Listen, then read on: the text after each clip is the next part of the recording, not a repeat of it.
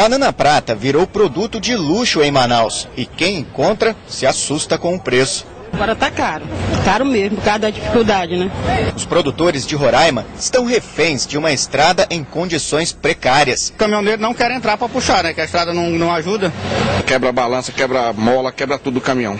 Também há prejuízo das empresas do polo industrial de Manaus, que exportam para a Venezuela. A saída foi escoar a produção pelo transporte aéreo.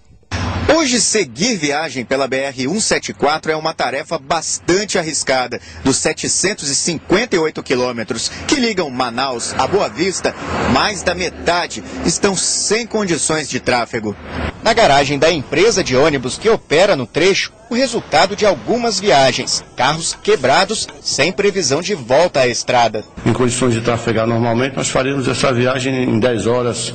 Entendeu? Hoje nós estamos fazendo 17 horas de viagem. A má conservação da rodovia sempre foi um problema. Há 2 anos foi aprovado o projeto para restaurar a 174. O DENIT, Departamento Nacional de Infraestrutura em Transportes, diz que o trabalho já está sendo realizado desde outubro do ano passado, mas a chuva teria atrasado o serviço em alguns trechos da estrada. Eu acredito que do lado do Amazonas, dentro de 1 ano, esteja totalmente recuperado. Do lado de Roraima, que a extensão é um pouco maior, eu acredito que no máximo em 2 anos a rodovia esteja toda restaurada. Odílio mostra os danos que muitas estradas já causaram ao seu caminhão. São mais de 30 anos transportando cargas pelo país. Depois de cada viagem, reparos são sempre necessários. E eu não posso andar muito pesado, porque se andar pesado, quebra mesmo. O Brasil hoje tem a terceira malha rodoviária mais extensa do mundo, mas apenas 12% das vias estão pavimentadas. Em Minas Gerais, a situação mais complicada é na BR-381, que liga o estado ao Espírito Santo. Motoristas precisam de cuidado redobrado por causa da má conservação da pista e das mais de 200 curvas no trajeto. Segundo o Instituto de Pesquisa Econômica Aplicada, mais de 65% das estradas federais estão em estado deficiente ou péssimo. Ao todo, são 61 mil quilômetros de vias federais. 183 bilhões de reais de investimento seriam necessários para solucionar o problema. 78% desta verba seria somente para recuperação ou duplicação de estradas. A pesquisa aponta ainda as rodovias da região Nordeste como as piores do Brasil. 45 bilhões de reais seriam necessários para recuperar as estradas da região. A gente vai às vezes porque tem que ir, mas não é bom não. O trem que impulsionou o desenvolvimento do país no século XX deixou de ser bem público em dezembro de 99, quando o governo extinguiu a rede ferroviária federal. Com a privatização, parte do patrimônio foi para as empresas privadas, que assumiram o transporte pelos trilhos.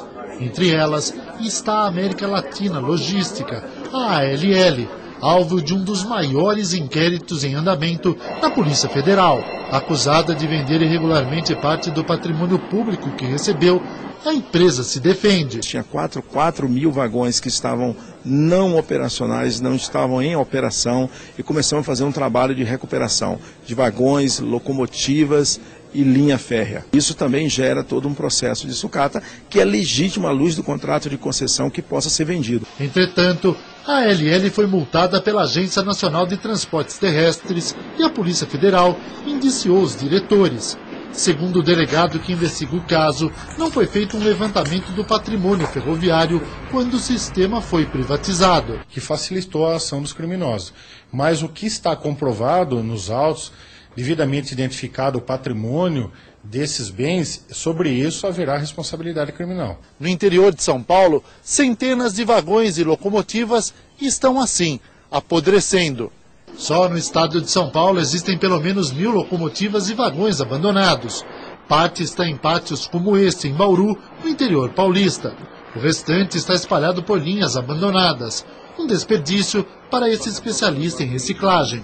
Deixa de ter uma receita pela venda do material reciclável e passa a ter um custo que vai ser o custo de tratar a população que de alguma forma vai sofrer algum tipo de impacto de saúde pública pela exposição do material relento. O Departamento Nacional de Infraestrutura de Transporte, o DENIT, admite que o inventário da rede ferroviária ainda não está pronto. Quase 11 anos depois do fim da estatal, o governo não sabe ao certo onde foi parar o patrimônio bilionário da empresa. Trens que viraram sucata, Centenas de quilômetros de trilhos que desapareceram, imóveis destruídos e abandonados, problemas que vêm acontecendo no processo de privatização de ferrovias do Brasil. O que era para ser lucrativo para o governo e a população acabou se transformando, segundo a Polícia Federal, num dos maiores casos de desvio de patrimônio público da história do país. Temos aí um grande prejuízo para o sistema de transporte, tanto de transporte de cargas como para o transporte de passageiro, que foi totalmente erradicado. Por trás da denúncia da Polícia Federal está uma potência do transporte ferroviário de carga, a América Latina Logística, a ALL, que só no ano passado faturou 3 bilhões de reais. São 5 mil funcionários que operam ferrovias do interior de São Paulo, Paraná e Argentina.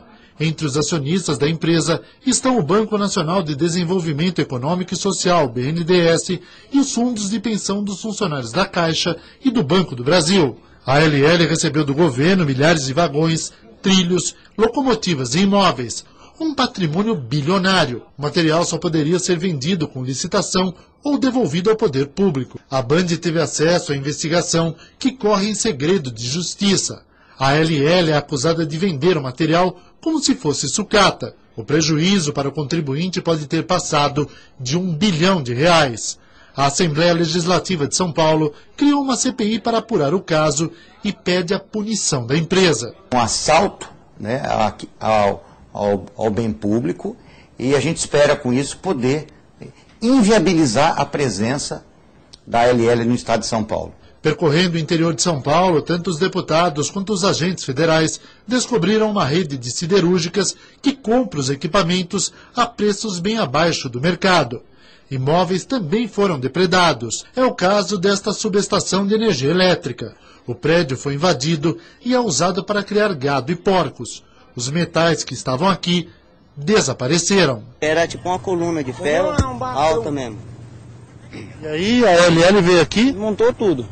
A direção da ALL garante que agiu legalmente e está aberta a investigação. Se houve alguma coisa e se for apurada, nós vamos inclusive punir internamente as pessoas que estão envolvidas. Eu tenho certeza absoluta que não há nenhum crime, praticado ou orientado pela gestão da companhia. Apesar disso, a Polícia Federal indiciou os diretores da ALL por vários crimes. Formação de quadrilha, dano ao patrimônio público nacional, receptação, peculato na sua forma desvio, e também temos o peculato furto, que é daqueles bens que não estavam sob arrendamento e que foram desviados da sua destinação.